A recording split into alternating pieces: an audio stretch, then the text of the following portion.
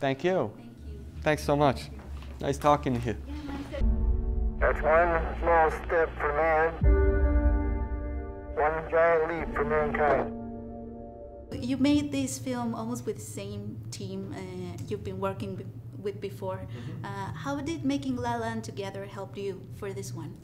Well, in many ways, it was it kind of helped me learn and prepare for this film, because this film was a bigger technical challenge, a bigger undertaking in terms of scope and scale, and so getting to sort of work with that team on La La Land, and then kind of moving with a lot of those same people into this project, it was really helpful. In a way, I'm not sure if I could have done it without that sort of prior preparation with them and without those prior collaborations with them.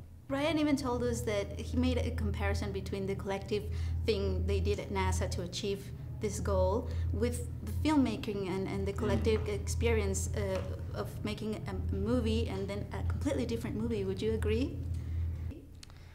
Yeah, well, you know, I mean, I guess with the one small difference that we're not risking our lives making a film, but the idea of collaborative work, the idea that it's never just one individual, it's really many people. In the case of NASA, about 400,000 people, from the people who made the kind of fabrics on the suits, to the people who put the tubes together, to the people who built the rockets, to the rocket scientists who figured out how the rockets would travel, to mission control, to the astronauts themselves, to the astronaut families. It was such a network of collaboration that made it possible. Neil himself was always very adamant about expressing that and never taking too much credit. Anytime the spotlight was on him, he would try to kind of turn it and shine it on other people.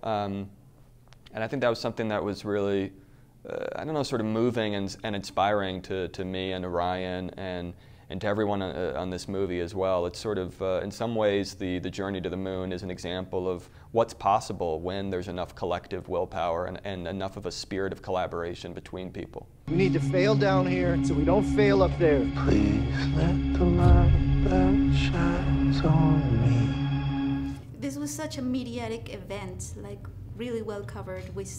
People saw it on live. You were telling yesterday about the IMAX decision. What other narrative or technical decisions did you make to create images that we have not seen before, especially with an event that was so well covered?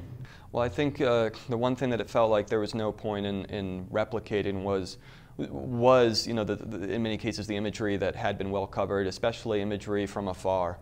You know, whether it was launches or moments on the moon that we were seeing from a distance. Instead, here it felt like let's let the audience see what they didn't see before. Let's let the audience see exactly what Neil was seeing.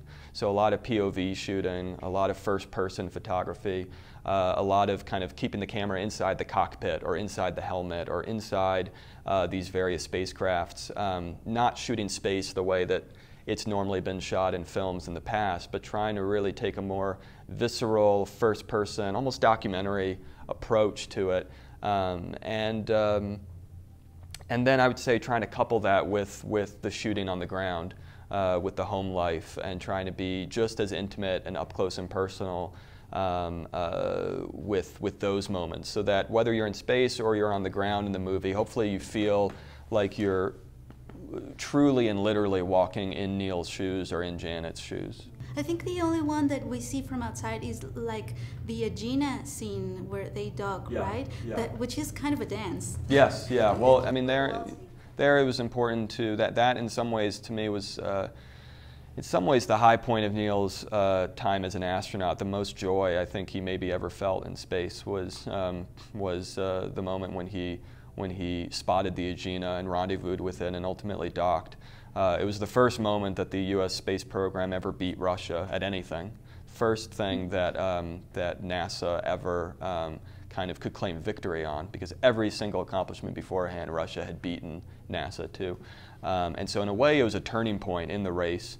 And of course, a turning point in Neil's life as well. It was also this sort of, again, very emblematic of Neil's life in the sense that right at the highest moment of victory, disaster befell him, you know, and that after this sort of wonderful waltz in space that he encountered at his kind of happiest with the craft he was piloting and the Aegina with which he docked, right after the glow of that moment, this hair-raising and deadly spin began happening. Luckily, Neil was able to maneuver a way out of that spin, but I think it took a real toll on him in the sense of failure and having tasted victory and having that taken away from him. And so there's a shot in the movie where he's looking at the Aegina sort of spinning off into space, floating away from the spacecraft. And I think to us it was really a moment to reflect, I think, what we try to kind of communicate through the whole movie, the sense of failure and constantly being set back. And that, you know, a reminder that the road to the success story of the moon was littered with setbacks, failures, near disasters, tragedies in many cases, and that Neil's story is really a story of perseverance and a story of learning to move on with your wounds. Where's Aldrin? We have a go for main engine start. As you were saying yesterday, perspective is a concept, an important concept in the movie. Having a different vantage point, says Ryan in the movie. Did making First Man gave you a vantage point to discover new things about you as a director or filmmaking? Well, certainly I learned a lot through making it, probably more than I've learned on any film.